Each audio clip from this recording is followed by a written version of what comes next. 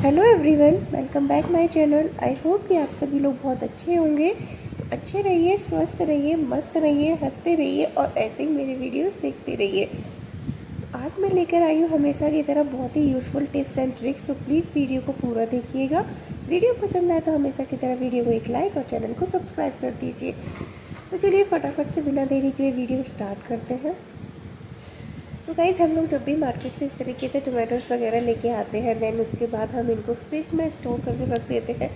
लेकिन फ्रिज में रखने के बाद भी ये थोड़े टाइम के बाद 3-4 दिन के बाद ढीले ढीले से पड़ जाते हैं, जो कि अगर हम उनकी ग्रेवी बना रहे हैं तो ठीक है, अगर हम सैलेड वगैरह में कट कर रहे हैं तो बिल्कुल भी अच्छे से नहीं कटते हैं। तो अगर ऐसी प्रॉब्लम हो जाती है तो आप एक काम कर सकते हैं कि फ्रिज से निकाल कर इनको ठंडे पानी में आप आधे घंटे के लिए छोड़ दीजिएगा। बस एक बाउल में निकाल कर किसी भी तरीके से, और मतलब ठंडा पानी इनके ऊपर डाल दीजिए।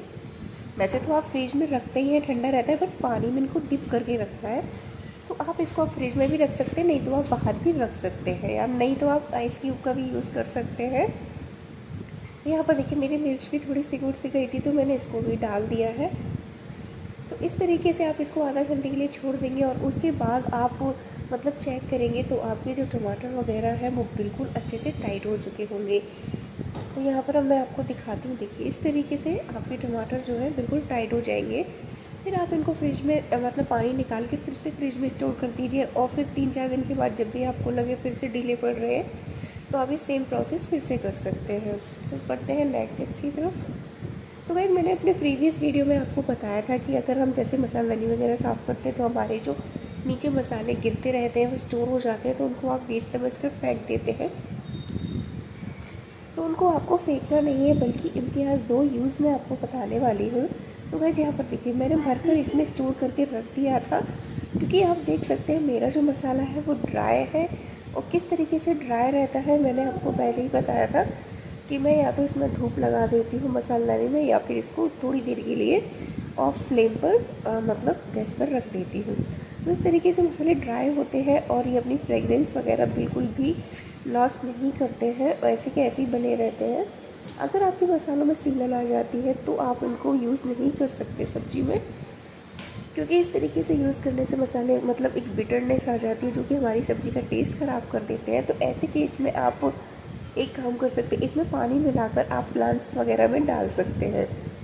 और अगर आपके मसाले ड्राई हैं, उनमें अगर कोई किसी भी तरीके की स्मेल वगैरह नहीं आ रही, तो आप उनको सब्जी वगैरह में यूज़ कर सकते हैं। जैसे कि आप मतलब वैसे आप और सब्ज़ी जैसे ग्रेवी वाली बनाते हैं तो उनमें यूज़ मत कीजिएगा, लेकिन जैसे कोई भरवा सब्ज़ी बनाते हैं लाइक भिंडी, बैगन या करेले वगैरह, कुछ भी आप इस तरीके की सब्ज़ी बनाते हैं तो उसमें आप यूज़ कर सकते हैं, क्योंकि ये पाउडर दरदरा सा होता है, तो इससे सब्ज़ी का टेस्ट काफ़ी बढ़ जाता है। तो इस तरीके से मैं यहाँ पर भिंडी बनाने वाली हूँ, इसलिए मैंने यहाँ पर इसलिए इस तरीके से पेस्ट बना दिया है। तो बस फटाफट से हम इसमें इस तरीके से मसाले को फिल कर देंगे जितना भी है। और इस तरीके से अगर आप कहीं कर मतलब करेंगे तो आपका जो मसाला वगैरह है वो भी वेस्ट नहीं होता है, उसका भी यूज़ हो जाता है। तो इस तरीके से अगर मसाले बच जाते हैं तो उनको आप स्टोर करके रख सकते हैं, और अगर गीले हो रहे हैं तो आप उनको ऑफ फ्लेम पर रख सकते हैं, तो उससे वो ड्राई हो जाएंगे। और फिर आप इस तरीके से देखिए मेरी यहाँ पर इस तरीके से भिंडी बनकर तैयार है। तो आप इस तरीके से मसालों का यूज़ कर सकते हैं, बट अगर ख़राब हो गए हो तो आप उनमें पानी डालकर प्लांट्स पर डाल सकते हैं। मेरे नेक्स्ट टिप्स है कि यहाँ पर देखिए हम जब भी अपने घर पे फ्रिज मतलब पनीर वगैरह बनाते हैं तो वो हम ऐसे ही किसी भी बॉक्स या कंटेनर में डालकर और फ्रिज में रख देते हैं, तो ये बहुत टाइट हो जाता है। आप देख सकते हैं कितना टाइट हो गया है, लेकिन आपको ये प्रोसेस करना है पर थोड़ी से अलग तरीके से करना है। कैसे, चलिए आइए देखते हैं। तो वैसे क्या है कि जब भी हम मतलब पनीर जमाते हैं तो उस टाइम तो हमारा पनीर काफ़ी सॉफ्ट होता है। तो अगर आपको अभी फ़िलहाल सब्ज़ी बनानी है तो आप इसे एज इट इज़ अभी कभी यूज़ कर सकते हैं। अदरवाइज़ आप 3-4 घंटे के बाद इसको यूज़ करने वाले हैं, देन आपको तब तो इसको फ्रिज में ही रखना होगा। तो फ्रिज में रखने के लिए आप इस तरीके के माइक्रोवेव से बाउल का यूज़ कीजिएगा, कांच का, और उसमें थोड़ा सा पानी डालकर, और इसको एयर टाइट, इनमें कंटेनर्स में एक कैप आता है जो कि एयर टाइट होता है। तो इस तरीके से आप रखेंगे तो आपका पनीर फ्रिज में हार्ड भी नहीं होगा, और जैसे ही आप 1 घंटे बाद, 2 घंटे बाद या 1 दिन बाद, 2 दिन बाद भी निकालेंगे तब भी आपका पनीर बहुत ही सॉफ्ट रहने वाला है। ठीक है। तो इस तरीके से आप पनीर को जब भी रखें तो थोड़े से पानी में डालकर और किसी एयरटाइट कंटेनर्स में ही डालकर रखिएगा।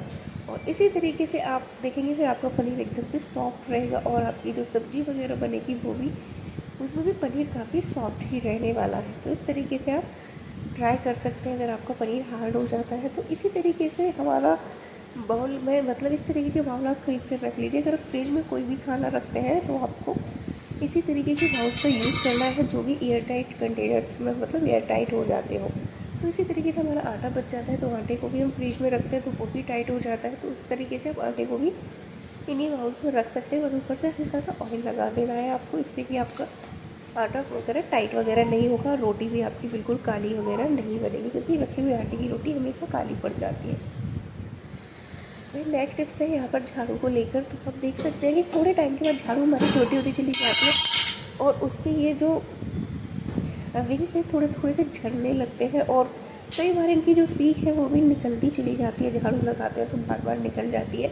तो जितना घर में हमारे कूड़ा नहीं होता उतना इस झाड़ू से ही कूड़ा हो जाता है। तो अगर ऐसी प्रॉब्लम आपकी झाड़ू करती है तो आपको यहाँ पर एक सिंपल सा टिप्स बता रही हूँ, आप वो कर लीजिए। तो आपको कोई भी पॉलीथीन ले लेनी है, ठीक है। इस तरीके से आपको मोड़कर और यहाँ पर इसको इस तरीके से टाइटली, एकदम से टाइट करते हुए आपको इसको इस तरीके से रोल करना है, ठीक है। तो यहाँ पर आप इसको टाई कर सकते हैं, लेकिन टाई करने से क्या होगा कि ये थोड़े टाइम पर लूज़ हो जाती है, खुल जाती है। तो इसके किसी भी चीज़ से बांधने की बजाय हम इस पर आयरन से इसको अच्छे से चिपका देंगे, ठीक है। तो बस आयरन को आपको गर्म कर लेना है, उसके बाद आपको स्विच निकाल देना है, अपना जो भी प्लग है उसका निकाल लेना है ऑफ करके ही आपको। और तुरंत आपको रखे नहीं रहना है, फटाफट से आपको उठाना है, रखना है, उठाना है, रखना है, इस तरीके से। अदरवाइज़ पॉलीथीन जो है आपकी प्रेस पर लग सकती है। तो इस तरीके से आप करेंगे तो आपकी आयरन भी बिल्कुल ख़राब नहीं होगी और अब ये भी बिल्कुल चिपक जाएगा। तो इस तरीके से अब आपके झाड़ू के विंग्स वगैरह नहीं निकलेंगी और सफाई भी बहुत अच्छी होगी। गाइस अक्सर हम क्या करते हैं, लेमन का यूज़ कर लेते हैं। कई बार यहाँ पर लेमन हमारा ख़राब हो जाता है तो उसको फेंक देते हैं। तो सब फेंकना नहीं है, इसको आपको बहुत सारी चीज़ें वैसे तो हैं आप यूज़ कर सकते हैं, लेकिन एक सिंपल सा तरीका बता रही हूँ जिसमें आपको करने में कोई आलस भी नहीं आएगा। तो देखिए हमारी सिंक में हमेशा इस तरीके से छींटे होते हैं ना, तो पॉलिसी ख़राब हो जाती है। तो आप कोई भी नींबू जैसे आप निचोड़ चुके हो उसको पूरा स्क्वीज़ कर लिया हो, तो आपको सबसे पहले तो ये याद रखना है कि आपको इसको आपकी जहाँ पर सिंक है वहीं किसी कॉर्नर पर जहाँ पर आप सामान रखते हैं वहाँ रखिए, तो कि आपको याद रहेगा। क्योंकि अक्सर इस तरीके की चीज़ों को हम भूल जाते हैं, इधर उधर रख देते हैं कि चलो यूज़ करेंगे, बट भूल जाते हैं। तो आप इनको वहीं रखिए जहाँ पर इनकी ज़रूरत है। तो यहाँ पर मैं रख देती हूँ, तो जब भी आता है तो मैं सिंक में इस तरीके से रगड़ देती हूँ और देखिए हमारी सिंक अच्छे से चमक जाती है। तो इस तरीके से आप मतलब वेस्ट नींबू का भी यूज़ कर सकते हैं। फिर बिल्कुल अगर इसका स्क्वीज़र ख़त्म हो जाए जूस, तो आप इसको थ्रो कर सकते हैं। इसी तरीके से आप अपने किचन के या घर के कहीं के भी स्विच बोर्ड्स वगैरह होते हैं हल्के हल्के से पीले पड़ जाते हैं, तो उन पर भी आप इसको रफ़ कर सकते हैं। 2 मिनट तक आपको अच्छे से रफ़ करना है और फिर इसको क्लीन कर देना है। तो इससे क्या है, आपके स्विच बोर्ड वगैरह बहुत ही अच्छे से चमक जाएंगे। तो गाइस अब नेक्स्ट टिप्स है मेरा यहाँ पर एक पेन को लेकर। तो गाइस जब भी पेन की रिफिल वगैरह खर्च हो जाती है तो इस रिफिल को आप यूज़ कर सकते हैं। इसको कट कर लीजिएगा ऊपर से और आप इससे बलून वगैरह फुला सकते हैं, और जो हमारे बर्थडे एनिवर्सरी वगैरह के जो लेटर्स होते हैं उनको फुलाते हैं तो उनको भी आप इससे फुला सकते हैं। तो और यहाँ पर एक टिप्स और है कि हम जब भी इस तरीके की ऑयल की बॉटल वगैरह यूज़ करते हैं, आपने ऑनलाइन या वैसे ऑर्गेनाइज़र देखे होंगे ऑयल और उनकी मतलब बॉटल, तो हम वैसी बॉटल बनाने वाले हैं।